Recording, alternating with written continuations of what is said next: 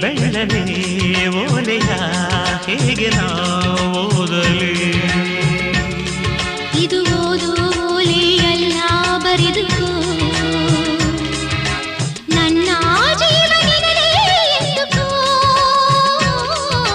ನಿನ್ನ ಮನದ ಮನೆಗೆ ತಂದುಕೋ ಈ ಕಂಗಳ ಬಾಗಿಲ ಬಾದರೆಯುವೆ ಬಂದು ನೀ ಸೇರಿಕೋ ಓ ಮೇಘವೇ